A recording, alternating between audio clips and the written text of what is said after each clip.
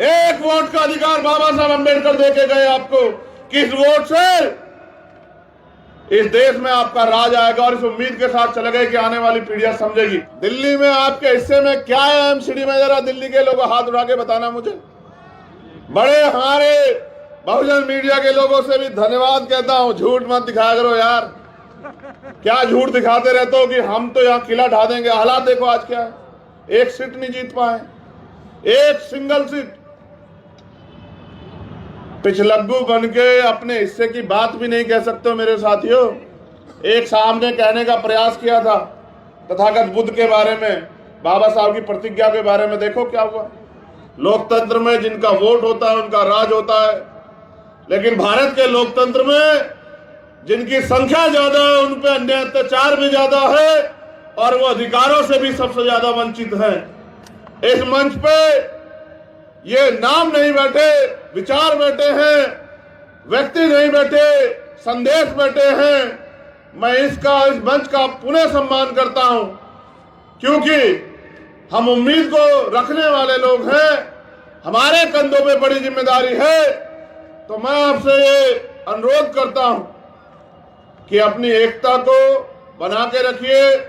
हम सब लोग, जैसा हमारे जिम्मेदार साथी ने कहा कि पूरा आंदोलन बैकवर्ड और फॉरवर्डों के बीच है, और आंदोलन अधिकारों का है, ना धर्म का है ना जात का है, हिस्सेदारी का है।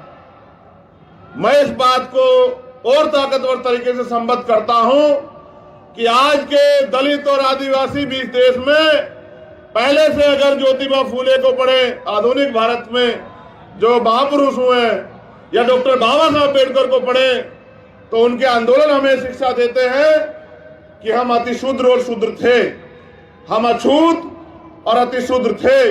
यानी कि हम सारे ही बैकवर्ड क्लास के लोग हैं, चाहे दलित हो, आदिवासी हो, या पिछड़े वर्ग के लोग हों, या माइनॉरिटी के लोग हों।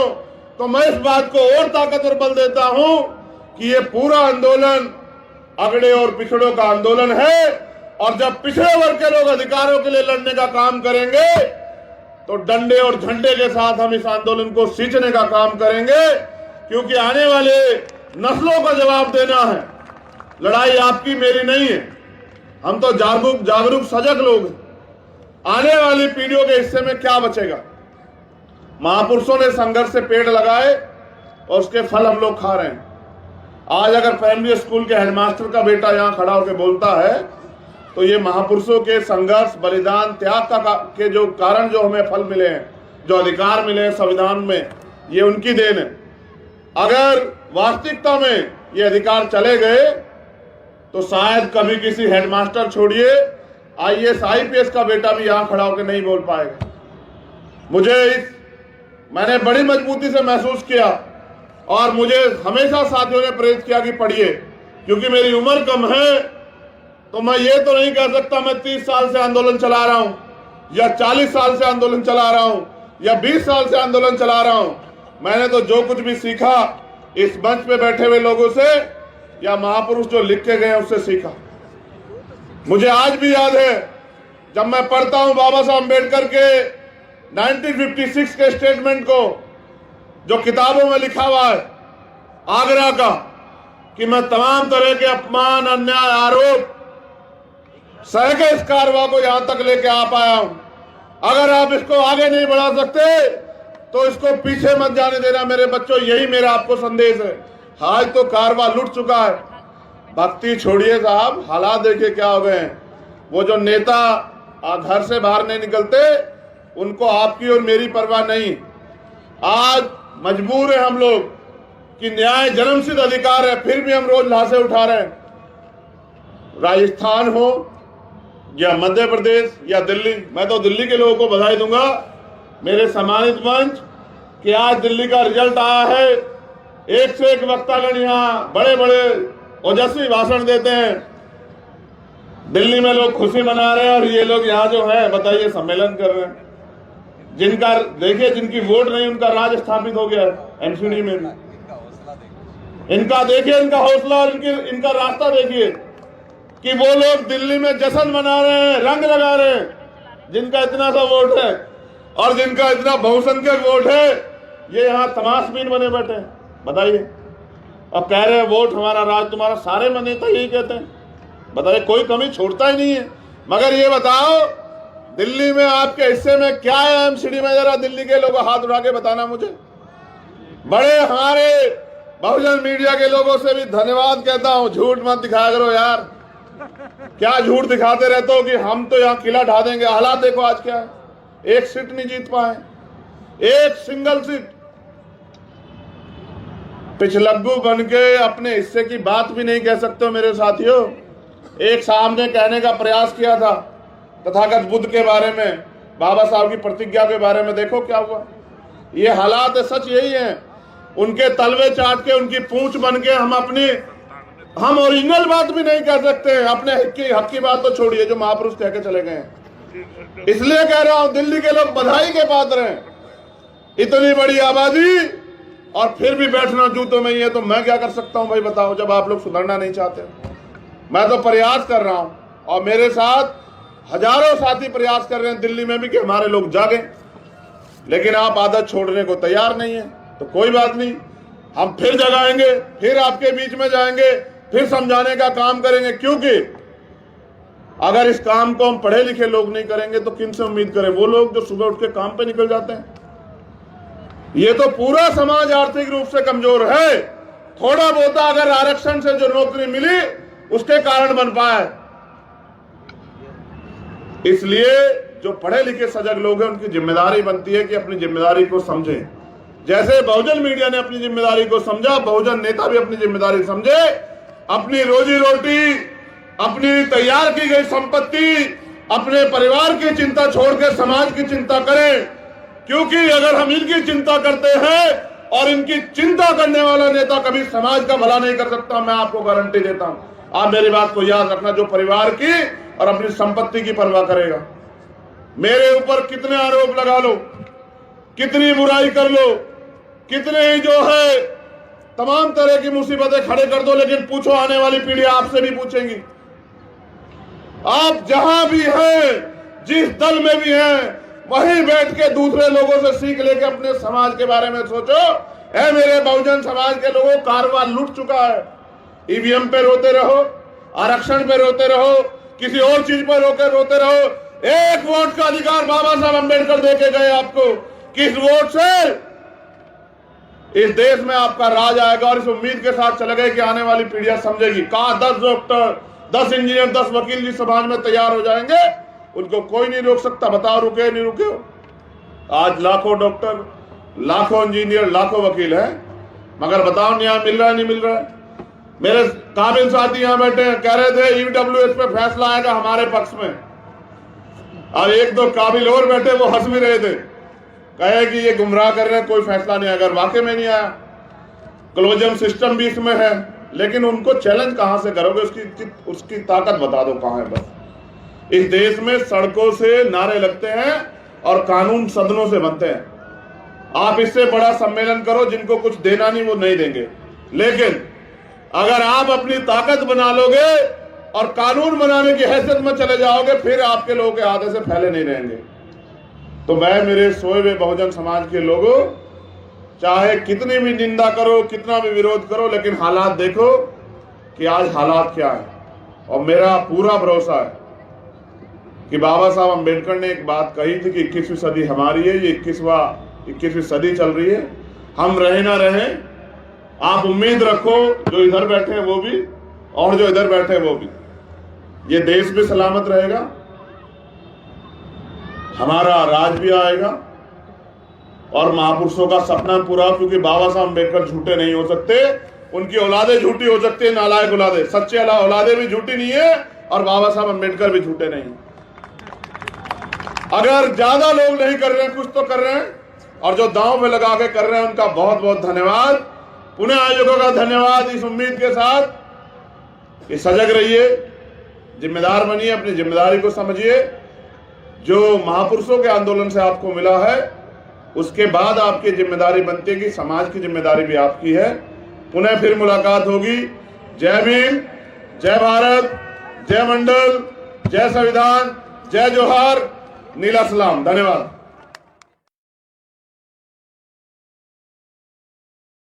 एक वोट का अधिकार बाबा साहब अम्बेडकर देके गए आपको।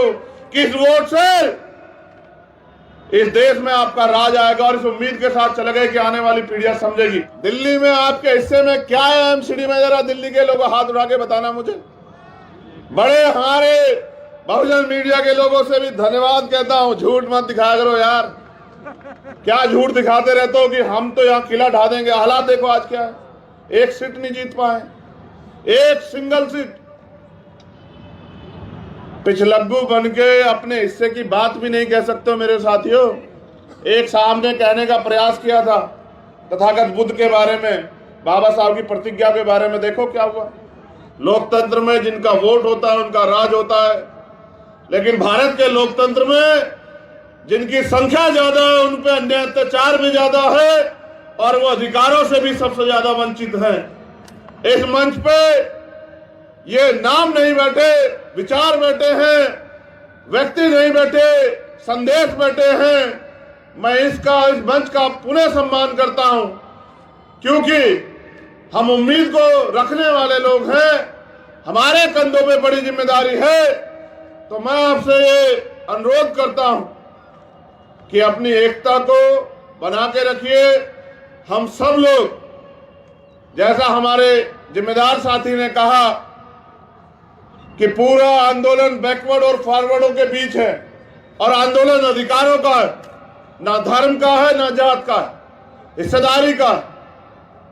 मैं इस बात को और ताकतवर तरीके से संबद्ध करता हूं कि आज के दलित और आदिवासी भी इस देश में पहले से अगर ज्योतिबा फूले को पढ़े, आधुनिक भारत में जो महापुरुष हुए, या डॉक्टर बाबा साहब अम्बेडकर को पढ़े, तो उनके आंदोलन हमें शिक्षा देते हैं कि हम अतिशूद्र और शूद्र थे, हम अछूत और अतिशूद्र थे। यानी कि हम सारे ही बैकवर्ड क्लास के लोग हैं, चाहे दलित हो, आदिवासी हो, या पिछड़े वर्ग के लोग हो, या माइनॉरिटी के लोग हो। तो मैं इस बात को और ताकतवर बल देता हूं कि ये पूरा आंदोलन अगड़े और पिछड़ों का आंदोलन है, और जब पिछड़े वर्ग के लोग अधिकारों के लिए लड़ने का काम करेंगे तो डंडे और झंडे के साथ हम इस आंदोलन को सींचने का काम करेंगे, क्योंकि आने वाले नस्लों का जवाब देना है। लड़ाई आपकी मेरी नहीं है, हम तो जागरूक सजग लोग हैं। आने वाली पीढ़ियों के हिस्से में क्या बचेगा। महापुरुषों ने संघर्ष से पेड़ लगाए और उसके फल हम लोग खा रहे हैं। आज अगर प्राइमरी स्कूल के हेडमास्टर का बेटा यहाँ खड़ा होकर बोलता है तो ये महापुरुषों के संघर्ष, बलिदान, त्याग के जो कारण जो हमें फल मिले हैं, जो अधिकार मिले हैं संविधान में, ये उनकी देन है। अगर वास्तविकता में ये अधिकार चले गए तो शायद कभी किसी हेडमास्टर छोड़िए IAS IPS का बेटा भी यहाँ खड़ा होकर नहीं बोल पाएगा। मैंने बड़ी मजबूती से महसूस किया, और मुझे हमेशा साथियों ने प्रेरित किया कि पढ़िए, क्योंकि मेरी उम्र कम है। तो मैं ये तो नहीं कह सकता मैं 30 साल से आंदोलन चला रहा हूं, या 40 साल से आंदोलन चला रहा हूं, या 20 साल से आंदोलन चला रहा हूं। मैंने तो जो कुछ भी सीखा इस मंच पे बैठे हुए लोगों से, या महापुरुष जो लिख के गए उससे सीखा। मुझे आज भी याद है जब मैं पढ़ता हूं बाबा साहब अम्बेडकर के 1956 के स्टेटमेंट को, जो किताबों में लिखा हुआ है आगरा का, कि मैं तमाम तरह के अपमान, अन्याय, आरोप सह के इस कारवां को यहां तक लेके आ पाया हूं। अगर आप इसको आगे नहीं बढ़ा सकते तो इसको पीछे मत जाने देना मेरे बच्चों, यही मेरा आपको संदेश है। आज तो कारवां लुट चुका है। भक्ति छोड़िए साहब, हालात देखिए क्या हो गए हैं। वो जो नेता घर से बाहर नहीं निकलते, उनको आपकी और मेरी परवाह नहीं। आज मजबूर है हम लोग कि न्याय जन्मसिद्ध अधिकार है, फिर भी हम रोज लाशें उठा रहे हैं। राजस्थान हो या मध्य प्रदेश या दिल्ली, मैं तो दिल्ली के लोगों को बधाई दूंगा, मेरे सम्मानित मंच, कि आज दिल्ली का रिजल्ट आया है। एक से एक वक्तागण यहाँ बड़े बड़े ओजस्वी भाषण देते हैं। दिल्ली में लोग खुशी मना रहे हैं, और ये लोग यहाँ जो है बताइए सम्मेलन कर रहे हैं। जिनका देखिए, जिनकी वोट नहीं उनका राज स्थापित हो गया है एमसीडी में। इनका देखिए, इनका हौसला और इनका रास्ता देखिए कि वो लोग दिल्ली में जश्न मना रहे हैं, रंग लगा रहे हैं, जिनका इतना सा वोट है और जिनका इतना बहुसंख्यक वोट है। ये यहाँ तमाशबीन बने बैठे हैं, बताइए। अब कह रहे हैं वोट हमारा राज तुम्हारा, सारे नेता यही कहते हैं, बताइए, कोई कमी छोड़ता ही नहीं है। मगर ये बताओ दिल्ली में आपके हिस्से में क्या है एमसीडी में, जरा दिल्ली के लोगों हाथ उठा के बताना मुझे। बड़े हमारे बहुजन मीडिया के लोगों से भी धन्यवाद कहता हूं, झूठ मत दिखाया करो यार, क्या झूठ दिखाते रहते हो कि हम तो यहाँ किला ढा देंगे। हालात देखो आज क्या है, एक सीट नहीं जीत पाए, एक सिंगल सीट। पिछलग्गू बन के अपने हिस्से की बात भी नहीं कह सकते हो मेरे साथियों। एक सामने कहने का प्रयास किया था तथागत बुद्ध के बारे में, बाबा साहब की प्रतिज्ञा के बारे में, देखो क्या हुआ। ये हालात है, सच यही है। उनके तलवे चाट के, उनकी पूंछ बन के हम ओरिजिनल बात भी नहीं कह सकते हैं। अपने हक की बात तो छोड़िए, जो महापुरुष कह के चले गए हैं। इसलिए कह रहा हूं दिल्ली के लोग बधाई के पात्र हैं। इतनी बड़ी आबादी और फिर भी बैठना जूतों में ही है, तो मैं क्या कर सकता हूं भाई बताओ, जब आप लोग सुधरना नहीं चाहते। मैं तो प्रयास कर रहा हूं और मेरे साथ हजारों साथी प्रयास कर रहे हैं दिल्ली में भी कि हमारे लोग जागें, लेकिन आप आदत छोड़ने को तैयार नहीं है। तो कोई बात नहीं, हम फिर जगाएंगे, फिर आपके बीच में जाएंगे, फिर समझाने का काम करेंगे। क्योंकि अगर इस काम को हम पढ़े लिखे लोग नहीं करेंगे तो किन से उम्मीद करें, वो लोग जो सुबह उठ के काम पे निकल जाते हैं। ये तो पूरा समाज आर्थिक रूप से कमजोर है। थोड़ा बहुत अगर आरक्षण से जो नौकरी मिली उसके कारण बन पाए। इसलिए जो पढ़े लिखे सजग लोग हैं उनकी जिम्मेदारी बनती है कि अपनी जिम्मेदारी को समझें। जैसे बहुजन मीडिया ने अपनी जिम्मेदारी को समझा, बहुजन नेता भी अपनी जिम्मेदारी समझे। अपनी रोजी रोटी, अपनी तैयार की गई संपत्ति, अपने परिवार की चिंता छोड़ के समाज की चिंता करें। क्योंकि अगर हम इनकी चिंता करते हैं और इनकी चिंता करने वाला नेता कभी समाज का भला नहीं कर सकता, मैं आपको गारंटी देता हूं। आप मेरी बात को याद रखना, जो परिवार की और अपनी संपत्ति की परवाह करेगा। मेरे ऊपर कितने आरोप लगा लो, कितनी बुराई कर लो, कितने ही जो है तमाम तरह की मुसीबतें खड़े कर दो, लेकिन पूछो आने वाली पीढ़ी आपसे भी पूछेंगी। आप जहां भी हैं, जिस दल में भी हैं, वहीं बैठ के दूसरे लोगों से सीख लेके अपने समाज के बारे में सोचो। है मेरे बहुजन समाज के लोगों, कारवां लूट चुका है। ईवीएम पे रोते रहो, आरक्षण पे रोते रहो, किसी और चीज पर रोते रहो। एक वोट का अधिकार बाबा साहब अम्बेडकर देके गए आपको। किस वोट से इस देश में आपका राज आएगा, और इस उम्मीद के साथ चले गए कि आने वाली पीढ़ियां समझेगी। कहा 10 डॉक्टर, 10 इंजीनियर, 10 वकील जिस समाज में तैयार हो जाएंगे, उनको कोई नहीं रोक सकता। बताओ रुके नहीं रुके।